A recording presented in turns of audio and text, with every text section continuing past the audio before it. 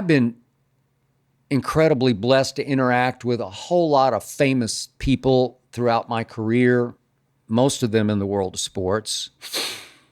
So I thought about this, and now I'm about to rank my most memorable interviews ever.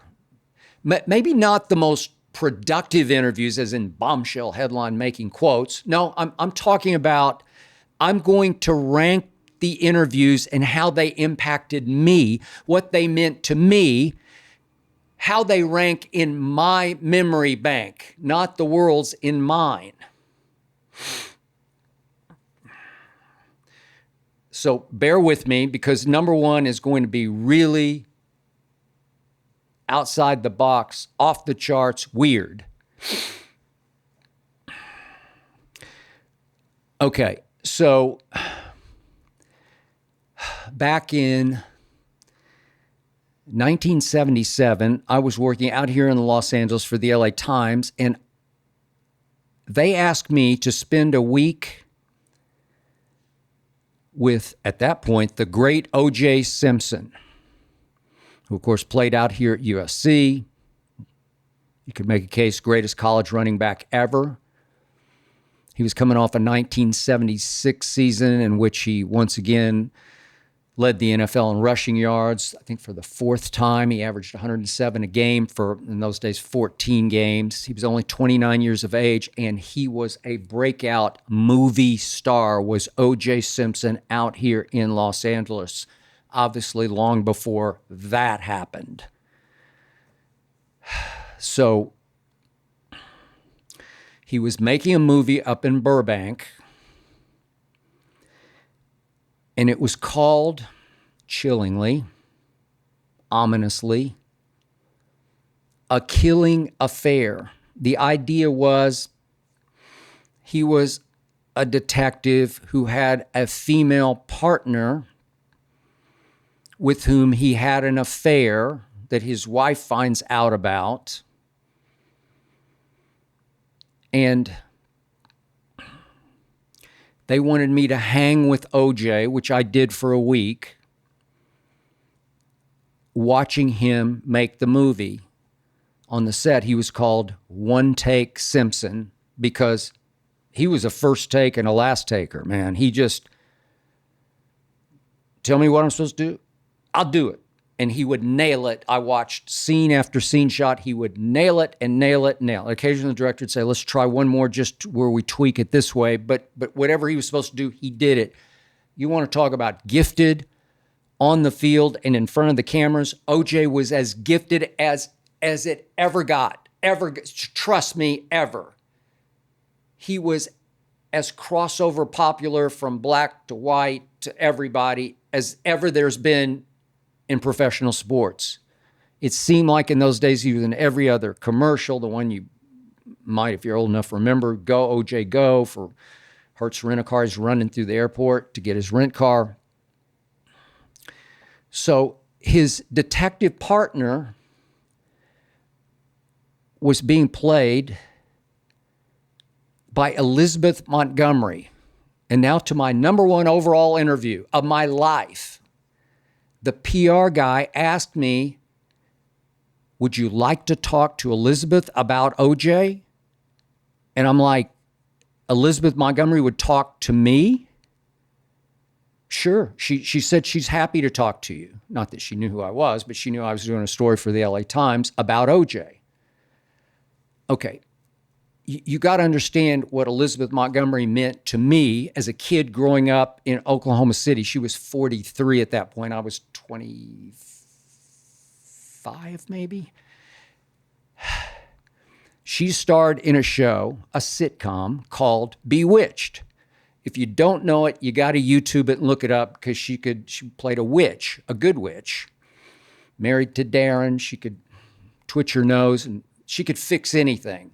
So not only did I have a boyhood crush on Elizabeth Montgomery, but I loved her from a distance, lying on the living room floor watching her play Bewitched in Oklahoma City in a broken home that was just a wreck. I loved her because I had the hots for her, but she could fix anything. My mother couldn't fix dinner, but Elizabeth Montgomery could fix anything just with a twitch of her nose. So from a distance, I kind of fell in puppy love or whatever it is with Elizabeth Montgomery. And it hadn't been, I'm 25, so it hadn't been that long since I'm lying on the floor in Oklahoma City watching Bewitched in awe of Elizabeth Montgomery. And now I'm going to talk to Elizabeth Montgomery, albeit about OJ, not about her. So they took me to her trailer. I didn't go up in her trailer. She came down and just stood on the sidewalk with me. She was very demure, very quiet, very reserved. Kind of shocked me because there was no Samantha. That was the character she played in Bewitched. Bewitched was over. She was moving on into other TV movies. She did a bunch of them. She was very good. She played Lizzie Borden. But I can't tell you, I was tongue-tied. I was in awe in the presence of Elizabeth Montgomery in ways I've never been in the presence of any sports superstar coach, superstar owner, superstar this, superstar that. What you find out about everybody that you deal with closely, delve deeply into, they're all just like you are. They're all just like I am. They're all flawed. It's just that they have talents we don't have.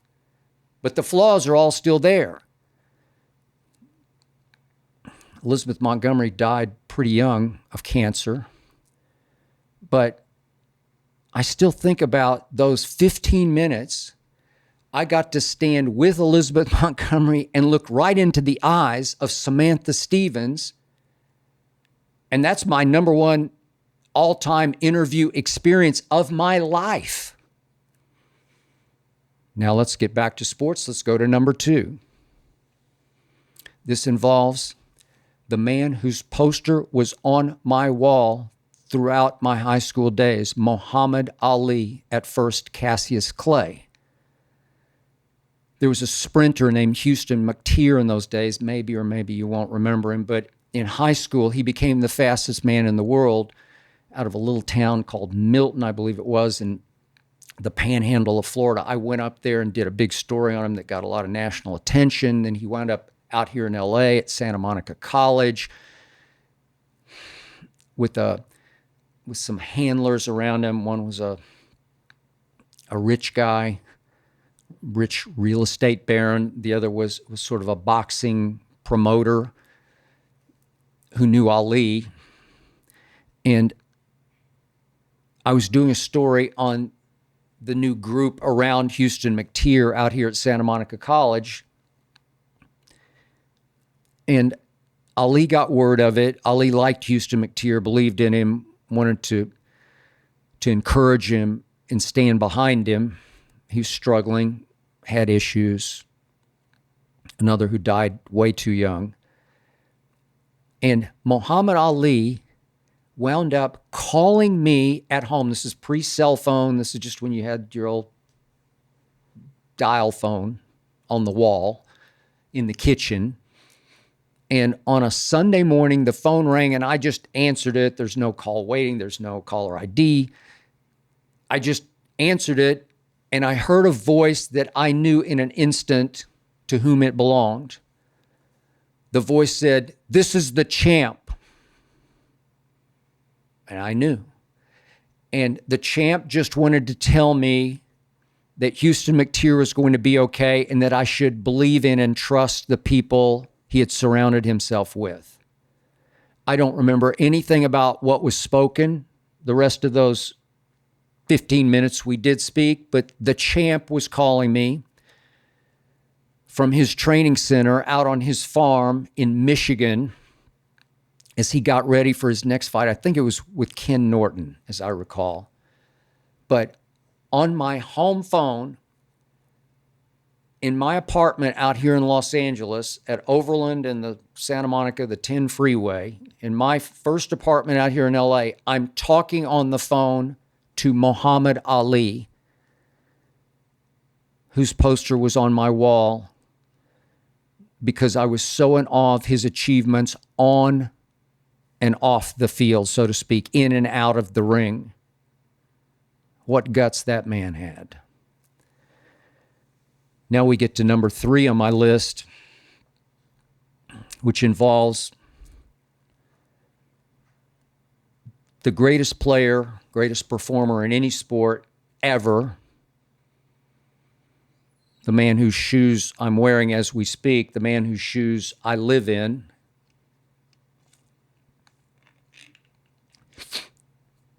I took the job in Chicago at the Tribune to be their lead columnist just ahead of that 1998 Bulls season, the Last Dance season. I wanted to get to know Michael if I could, but the PR people of the Bulls said there's no way. At midseason, he just doesn't talk to the media. The truth was he didn't really like anybody in the media, but he ended up liking me. Not sure exactly why, maybe because I was a fighter, competitor, battler, didn't care what anybody said, told the truth about Jerry Krause, Jerry Reinsdorf, and to a certain extent about Phil Jackson. And so, because the PR guys wouldn't set up anything with Michael Jordan, I did know that he had a downtown apartment that was only a couple of blocks from where I had bought a condo at State in Huron in Chicago. And I actually walked to the Chicago Tribune because it was only 3 blocks and there was no parking, so I could just walk, even in the snow if I had to. Just 3 blocks if I needed to go to the office. Worked a lot at home, but I could just walk, and I would walk right by. It was actually a hotel that had a back rear entrance that was just off Huron, and I walked just past it, and I'd gotten to know the doorman for that entrance, who at night would see Michael Jordan come in and out. And so one day I just stopped and I said, hey, if you see Michael, could you give him a note for me? And I'd handwritten a note, please call me. I put my phone number, just like to talk to you, blah, blah, blah. And he was nice. He said, sure, if I see him, I'll give him the note. But I thought, never happened. And one fateful afternoon, again, this is, I think cell phones were just starting, but this is off a home phone. It rang. We did have caller ID in those days. It's 98. It said unknown caller. I answered. Hey, it's Mike. That Mike is in that Mike? It was that Mike. And I got goosebumps. I get goosebumps telling the story. He called me. We talked for half hour. I don't remember what we talked about. He was never the greatest interview. He was always, he just didn't like talking to the media. He didn't care what you really thought of him. He just wanted to play basketball. But he did like me, and I did get to know him better. But Michael Jordan called me at home, and I will never forget it.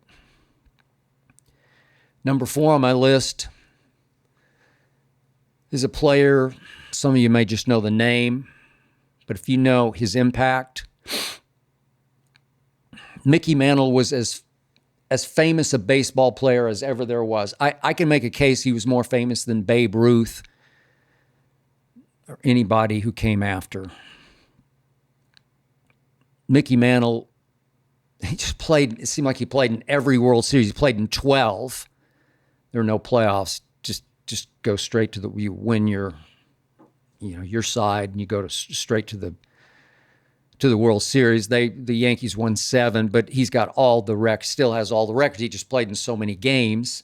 He's got the record for home runs and RBIs and runs and on base and slugging, and he's got every World Series record. Mickey Mantle, what a great name, Mickey Mantle. It just tripped off the tongue, danced off the tongue. So I won an award one year that requires you to go to Salisbury, North Carolina. It's your state sports writer of the year back in my days in Dallas. Mickey Mantle lived in Dallas, and they have little cocktail parties that you're assigned to go to before the big bash that night in which you receive your award. And Mickey Mantle was that night the featured speaker, and just happened to be assigned to my little cocktail party. There were probably a dozen of them, maybe more, all around Salisbury, North Carolina. for the donors and the boosters who made this big production possible. And Mickey saw me across the living room at my cocktail party and came blundering over.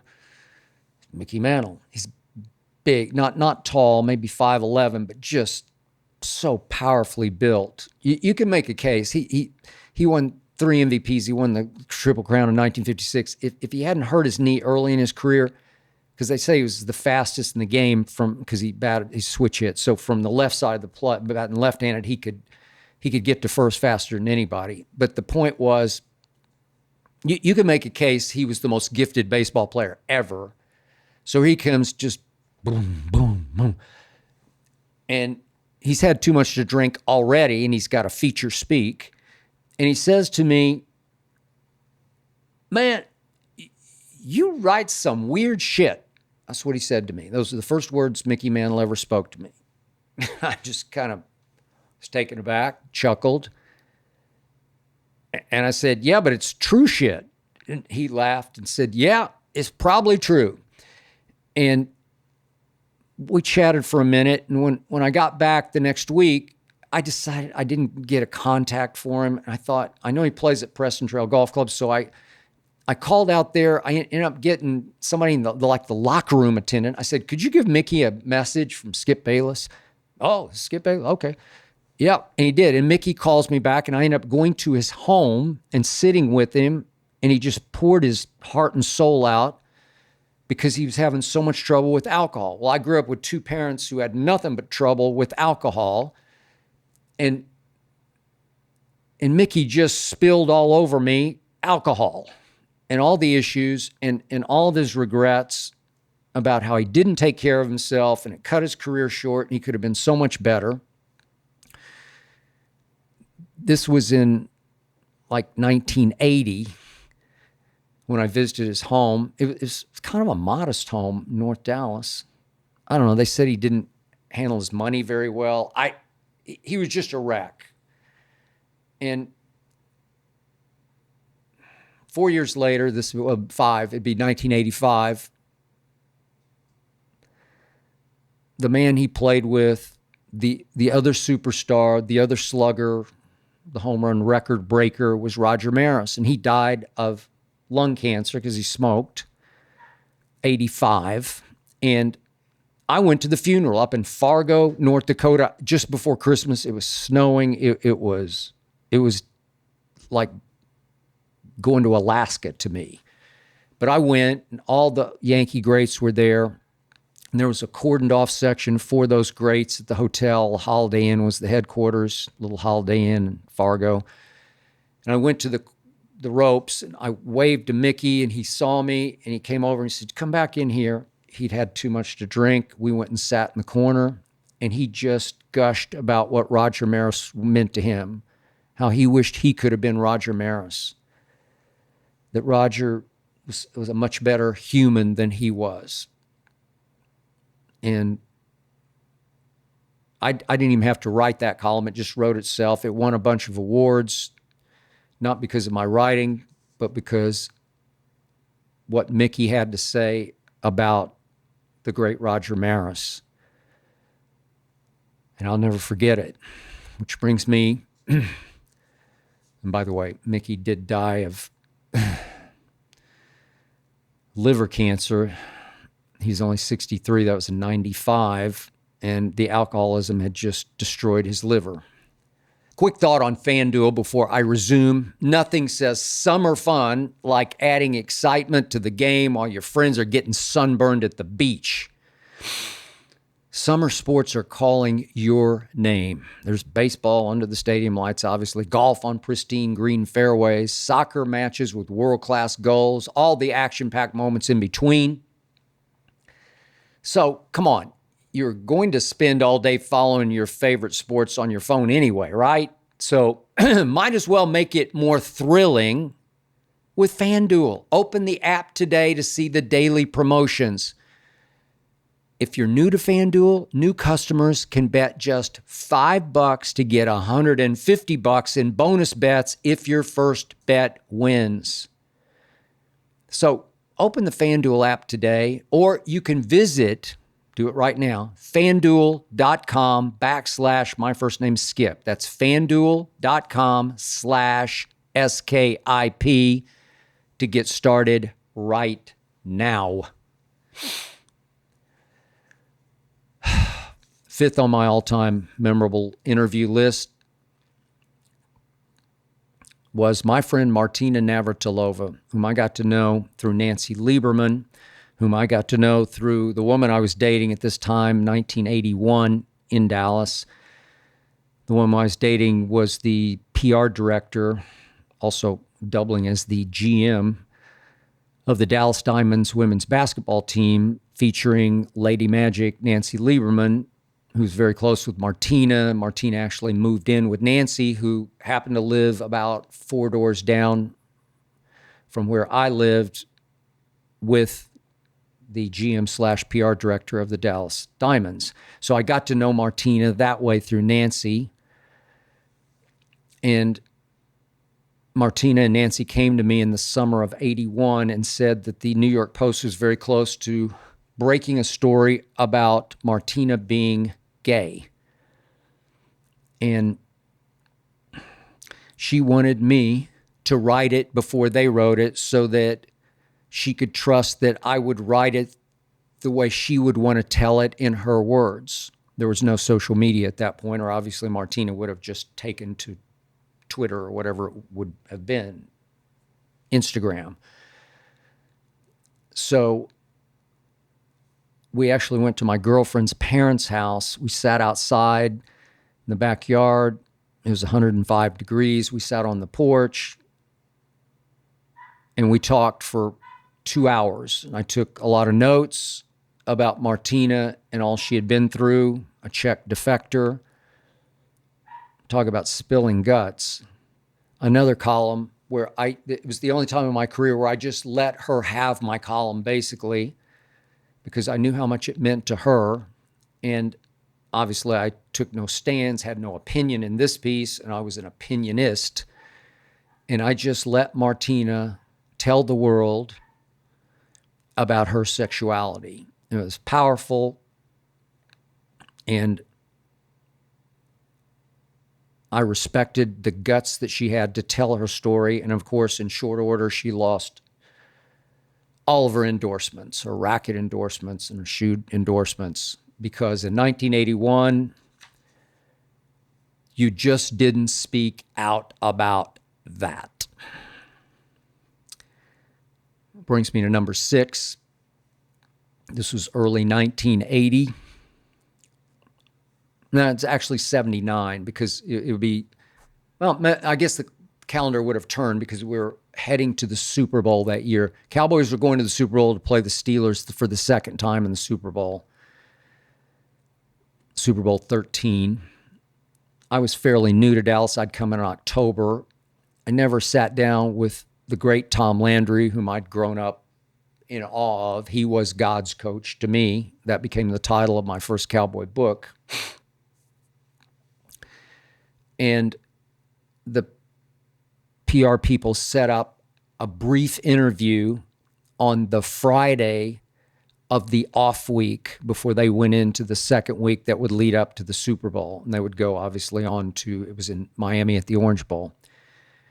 And Coach Landry agreed to meet me in the film room, which was infamous, at the old dilapidated practice field, which was infamous. That film room, a lot of people had to take a lot of different drugs to get through his film sessions on a Monday after a loss. I had some stories in my first book about that. But it was just Coach Landry and I in the film room. Pulled up a couple chairs, and I knew I didn't have much time. And I'd grown up in the church, the Methodist church. I believe in God. I don't like the label Christian because it just, the connotations just run wild. Evangelical, I don't know. I just believe in God. And I told Coach Landry I do believe in God and that I would like him to talk about his faith. That's all I ask. I think I asked one question. And Coach Landry, not known as a talker, he's almost Belichickian in his responses, gave you nothing, volunteered nothing. For the next 15 minutes, he filled my notebook, fairly gushing about what God meant in his life as a football coach as they approached the biggest game in the world, the Super Bowl, against the mighty Pittsburgh Steelers, and how all that paled in comparison to what he really believed about what was really going on this earthly plane that would lead to everlasting life, according to Coach Landry. Once again, I wrote it for that Sunday's paper, and it just wrote itself. I used way more quotes than I usually used in a column. And I heard over years from so many people who said so many churches in that Bible Belt that was the Dallas area or the North Texas area actually had the column laminated and would pass it out to their congregation because it was so on point and so piercing in one man's just monomaniacal faith and belief and dedication to the man upstairs. Number 7 involves the greatest striker of the golf ball in the history of the hardest game to play. That man was Ben Hogan. I wrote a story about Ben Hogan without talking to Ben Hogan, also in 1980, maybe 81. At that point, he was a recluse, hitting practice balls in a vacant fairway at Shady Oaks Country Club in Fort Worth, Texas, where I occasionally played golf, and I would see the ghost of Ben Hogan hitting those balls, shag bag of balls. He'd hit them all with a 5-iron to the other end of the vacant fairway. Probably hit 50 balls within 5 yards of each other. And then he'd go down and hit them back. Followed faithfully by the club dog named Max. And I wrote a piece about this that touched Ben Hogan in ways that shocked me. And he wrote me a letter that I received at the Dallas Morning News that stunned me because he was another who didn't speak much to the media, Ben Hogan, but the letter was beautifully written because it was funny and it was clever and it was insightful in ways that he never volunteered in interviews that I knew of. I mean, the books that he wrote were Bibles to so many golfers who were coming up. They're still Bibles. And he concluded his letter by saying, if you need me ever, call me at AMF Voigt, which is his company, his club-making company. And before the U.S. Open, returned to Marion, where he had played 36 holes on a Sunday after an accident, car accident, nearly killed him, legs shattered. He walked 36 holes and won the U.S. Open. There's a Life magazine cover shot you may or may not know of him hitting a 1-iron into 18. It's a beautiful picture, everlasting. And I did call him, and he came right on the phone, and I think, I'm talking to Ben Hogan. I didn't think he'd come on the phone. I didn't think he'd live up to his, please call me if you need me. But I needed him to talk about Marion and what had happened because the Open was going back there. And he said, I can't talk to you about it on the record because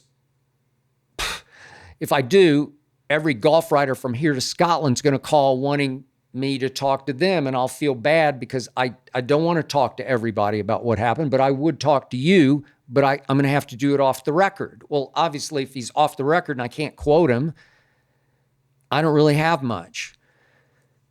I did wind up, thanks to my sports editor who encouraged me, trying to write something about this is what Ben Hogan would have thought. It was awful. It was just the worst. But I talked to the great Ben Hogan on the phone, and I still try to play the game that he came as close to mastering as any human ever has.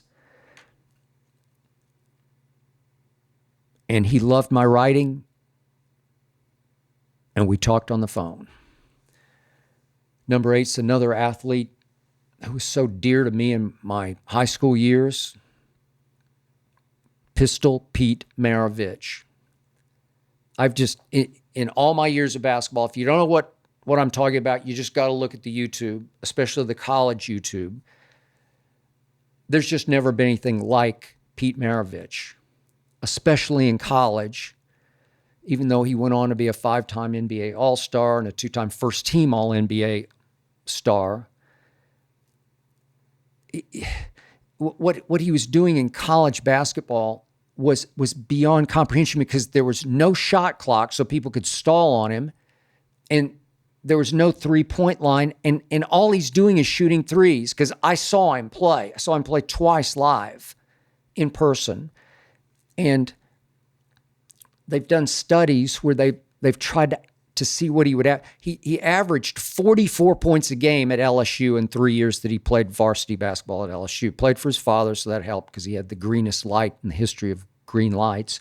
But he averaged 44 a game in college. He's shooting threes, but they count only 2. And studies have been done where if there had been a three-point line, he would have averaged 57 points a game in college, playing high-level competition. He would have averaged making 12 three-point shots a game. And yet, once he got to pro basketball, he wound up on a bad team, starting in Atlanta. Another who had big alcohol issues. Then he had big knee issues. He managed to play 10 years, never lived up to what he should have been. And in 1984, he came to Dallas on some kind of promotional tour. I don't remember what he was promoting, but he was a shell of himself. He was very reserved, very quiet-spoken, sort of a beaten man. And I went and sat with him for a couple of hours, and he just poured his heart out about all the mistakes he had made, thanks in part to alcohol in pro basketball. And his line to me that day was, because he had found God, as they say, and I believe it was genuine. I believe he was genuinely, as they say, I hate these labels, but born again. He had committed to God through Christ. It was real. And he said, I want to be remembered as a Christian, not as a basketball player. And just 4 years later, at age 40, Pete Maravic died from a heart attack while playing pickup basketball at a church out here in Southern California in Pasadena, First Church of the Nazarene. So he's just playing pickup basketball at a church, and his heart gave way. And my first thought was, well, if that man had to go, if God was going to take him, God at least took him while he was playing the game he played in ways I've never seen anybody play. You just got to believe me, the passes, the shots, the creativity, the flair, I don't know. He was like a gift from God, a flawed gift from God, who was taken by God right off a basketball court at a church. My number 9 on my list is another man who in his day was the most famous football player there's ever been. Like, you can have Tom Brady or Patrick Mahomes, whoever you want. Nobody has ever been as famous as Joe Namath was in his day after he led his Jets. Not that he played great, but he led the Jets to a Super Bowl upset win over the Baltimore Colts, 1969 Super Bowl III. Joe Namath was it, because he became Broadway Joe in New York City, making commercials, pantyhose commercials, getting in trouble at a mob hangout called Bachelor's 3, from which he was banned by the commissioner. He was it. never been a prettier thrower of the football than Joe Namath, whose knees got wrecked, and he became shell of himself when I first got to know him out here in LA as he finished his career with the Rams, just as a gate attraction, but not as a quarterback, because he was gone, and he knew it. But after his Rams lost a home playoff game in the rain out here in LA to Minnesota, I went down to do a routine story on the Rams, whom I sort of covered. And I saw Joe Namath standing alone in the locker room, in his locker, cleaning it out, putting everything, all of his belongings, into a duffel bag. And I'd gotten to know him a little bit. He was another one who didn't speak to the media, but did like me. We shared a common friend in New York, a writer for the Daily Racing Form named Joe Hirsch, with whom Joe had lived for a while. Was kind of his big brother. Joe liked me, and I said to Joe, "You leaving?" He said, "Yep, I'm done." And I said, "Done as in retiring?" He said, "I am done." And I said, "Could I write it?" And he said, "You can, but I don't have time to talk about it right now because I got errands to run. But if you'll meet me at this bar," he told me, in Long Beach, that's where their facility was, "meet me at this bar at 5 o'clock. I'll talk then." And I did. And I was shocked to find that he had a number of friends that I didn't even know were friends of his, out of sports friends. And we talked for, 45 minutes at the table as everybody celebrated his career. It was a difficult interview because he was distracted by his friends and their banter. But what struck me was that Joe Namath, the most famous football player in the history of football, was so relieved to be out from under playing football. He was so happy that he no longer had to play football and no longer had to try to live up to being Joe freaking Namath. A very memorable day for me with a guy who had as big a heart as anybody I've ever known. Number 10 happened to me in April of 1989. The president of the United States at that point was George Herbert Walker Bush. His son, George W. Bush, was running and owning. He was the owner-operator of the Texas Rangers baseball team, and I'd gotten to know the son, George. And I must admit, I liked him a lot. I had many conversations with George W. Bush before he was that guy. And I found him to be incredibly bright, well-spoken, just sharp, insightful, spellbinding speaker. That's the guy I got to know as the owner and operator of the Texas Rangers. Yet when he became president, he became this bumbling boob, at least to a lot of Democrats. The way Will Ferrell played him on Broadway, just the bumbling boob, the idiot, the stumbling, fumbling, bumbling boob.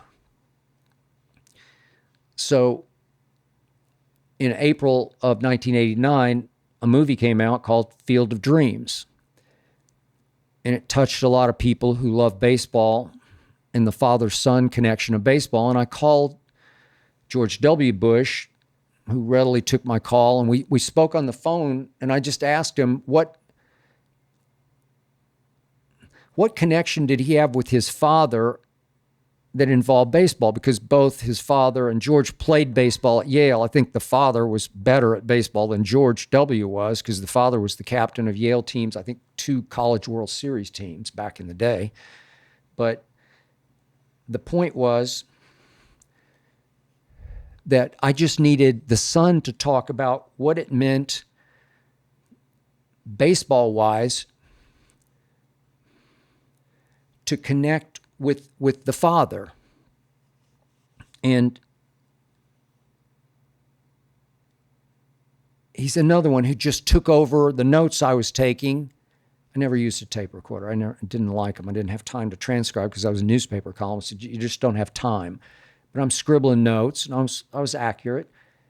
And he just filled my notebook for about 30 straight minutes about how much it meant to the son to play catch with the father, who was then the president of the United States, play catch with the father in the backyard. He said it was the most meaningful communication he ever had with his father was playing baseball in the backyard, playing catch, not playing baseball, but just playing catch with the father in the backyard routinely. He said it was their form of communication, even if they didn't speak. And baseball at that point was America's pastime. And he touched me because I didn't have that relationship with my father. I didn't play catch with my father, so I didn't know that feeling, but a lot of my friends did. And there's no deeper connection to me, father to son, unspoken connection, than playing catch in the backyard, be it with a baseball or a football or maybe shooting baskets in the driveway in basketball. But I'll never forget that interview and that column that won me a lot of awards because of what he had to say, not because of the way I wrote it. That's my top 10 list.